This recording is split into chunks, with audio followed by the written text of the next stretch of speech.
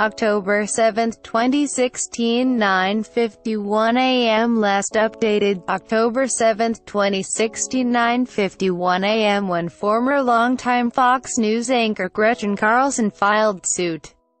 July 6 for sexual harassment against the network's former boss, Roger Ailes. The public response was less than kind. There were expressed disbelief and rebuttals that she was fabricating her story in retaliation for being fired. Many asked, if it was so bad, why didn't she come forward earlier? As a trauma psychologist, I know her behavior was consistent with many women who experience various forms of sexual assault. Many women don't tell anyone for a long time, if ever, and they typically don't report these experiences publicly, or to authority figures like the police. Fox News Channel host Gretchen Carlson in Los Angeles on June 12. Carlson is suing former Fox News CEO, Roger Ailes, for sexual harassment. Many women don't tell anyone for a long time, if ever, about sexual assault. Rich Poke, Getty Images for Variety. People should remember that this type of delay is normal when they experience or hear about traumatic events. That applies to sexual assault, harassment, and many other traumatic events. Affirmation is comforting. Blaming is not. When something bad happens, from an argument with a loved one to a flat tire, or an unfavorable review at work or school, many of us want to reach out and tell someone we love. We look to them for confirmation of our perspective and occasionally for help in problem solving. We particularly like it when that person tells us this was a crummy event and we're not to blame for its occurrence. But after traumatic events, such as physical or sexual assault, domestic violence, or combat that threaten to rob us of our dignity and spirit, people typically don't tell others.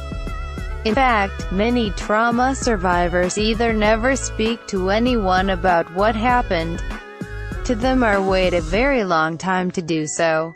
The reasons for this are multifold and likely include shame, perceived stigma of being a victim, past negative disclosure experiences, and fears of being blamed or told that the event was somehow their fault. And when it comes to reporting sexual harassment, women fear for their jobs, promotions, or placements. Sadly, insensitive responses to traumatic disclosure are common. This is demonstrated in the findings from a nationally representative survey of women on trauma and mental health, in which more than a quarter who had been raped as children never told anyone before disclosing it in the research interview. In fact, almost 50% of women who had been raped did not disclose their sexual assault for at least 5 years afterwards. For some, talking about their trauma is an initial step toward healing. But for others, sharing an experience and then having the response be negative can harm recovery. It can shut them down and lock the psychological vault, if not for forever, then at least for a long time. Directly experiencing terrorist events like those in Nice or shootings in Dallas and Baton Rouge can have a similar effect. I had the pleasure of working with World War II former prisoners of war years ago. One told me that shortly after his release from captivity, an acquaintance asked him, "Why'd you surrender to the Germans?" This seemed like an accusation to the former POW, a threat to his judgment and behavior. It resulted in years of silence and solitude for him. Nearly 5 decades later, this incredible man who had so bravely fought for our country sat in group therapy. He was visibly shaken and screamed, "I should have said, you would have gone too, if you had a German Luger pointed at your head. I know just how you feel, not so much sadly. Insensitive responses to traumatic disclosure are common. My patients tell me that frequently the first words out of people's mouths are statements like, "Oh, that's no big deal," or "It's in the past, leave it there," or "Did that really happen?" or "Hey, get over it." Of course, it's not just what people say that can make a disclosure experience harmful. Nonverbal messages such as poor eye contact, disapproving body postures, and physical distance are also impediments to disclosure. They, too, can thwart recovery. In addition to verbal and nonverbal messages we receive from others, there are other barriers to disclosure. For example, children who experienced various forms of abuse, including physical, sexual, or emotional, or who experienced neglect or witnessed domestic violence report shame, fear of losing social support, and uncertainty as to how and to whom to disclose their experiences. Related coverage. Most children reported that they preferred to disclose such traumas to parents or siblings as opposed to professionals, but many did not have family members with loving ears and hearts. And if an abuser was a family member, this presented the victim with even higher hurdles in finding a person to disclose to, as well as to the receptivity and reception they'd receive from members of the armed forces returning from the wars in Iraq and Afghanistan. Having a positive attitude toward disclosure was the most powerful predictor of positive psychological growth. Veterans willing to discuss their traumas were far more likely to eventually work through their experiences than those who refused to share.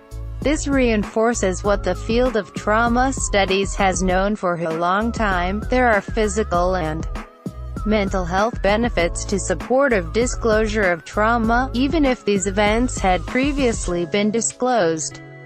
Listening, a sign of love and understanding. Jose Azreyes, Shuttershock. One of our tasks as researchers is to determine what makes up a supportive response to trauma disclosure and then teach family members and friends how to provide such a response to those in need. Is there a way to script a response that is both genuine and effective when faced with a friend or family member disclosing an awful event? In an innovative study design, psychologists at the University of Oregon examined the impact of skills training on responses to disclosures of maltreatment. Over 100 pairs of friends were randomly assigned to a role: discloser or listener, and a condition, experimental or control. The disclosers were asked to tell their friend about a time in which they felt mistreated by someone close to them, someone whom they trusted, cared for, or depended upon. The listeners in the experimental condition were coached on evidence-based ways to verbally and non-verbally support their friend. These included things like refraining from changing the topic, allowing for silence, focusing on the other person's experience and not your own, and pointing out their strengths. Listeners who received this short, easy-to-administer intervention exhibited significantly fewer unsupportive behaviors than listeners in